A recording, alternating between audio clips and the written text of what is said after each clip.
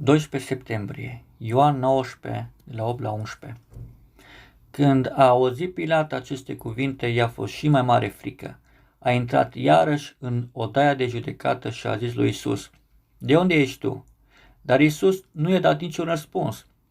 Pilat i-a zis: „Mie nu vorbești? Nu știi că am putere să te răstignesc și am putere să-ți dau drumul?” „N-ai avea nicio putere asupra mea”, i-a răspuns Iisus, „dacă nu ți-ar fi fost dată de sus. De aceea cine mă dă în mâinile tale are un mai mare păcat.” N-ai avea nicio putere asupra mea.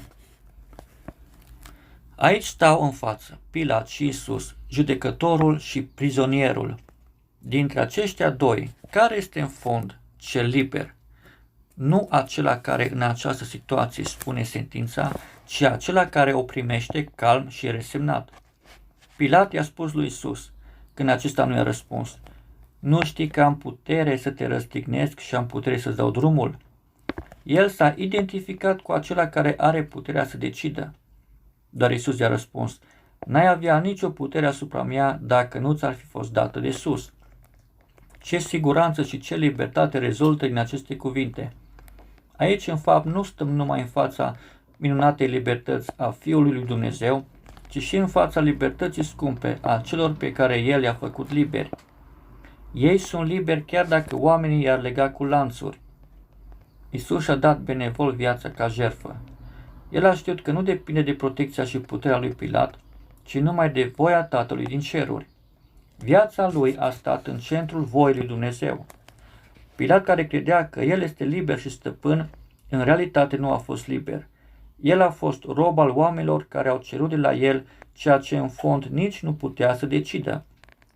Era și el un rob al păcatului care l-a forțat să decidă împotriva conștiinței sale. În afară de aceasta, a putut face numai ceea ce a îngăduit Dumnezeu. Da, cei aparent liberi în lumea aceasta sunt în fond și în realitate cei legați. Dar cei care s-au făcut robi al lui Dumnezeu sunt într-adevăr cei liberi. Ei sunt și rămân liberi chiar dacă oamenii îi pot lega. Cunoști tu această poziție de biruitor privilegiat? Ah, să lăsăm pe Dumnezeu să ne dăruiască! Dar pentru aceasta este nevoie ca să-i predăm viața întreagă și să ne încredem în El. Cel a cărui viață este predată în întregime lui Dumnezeu, acela este într-adevăr în întregime în mâna Lui. Lui se poate întâmpla numai ce a prevăzut Dumnezeu și ce îi este lui util. Da, robii lui Dumnezeu sunt într-adevăr cei liberi. Ei stau sub îndrumarea divină și sub ocrotirea divină.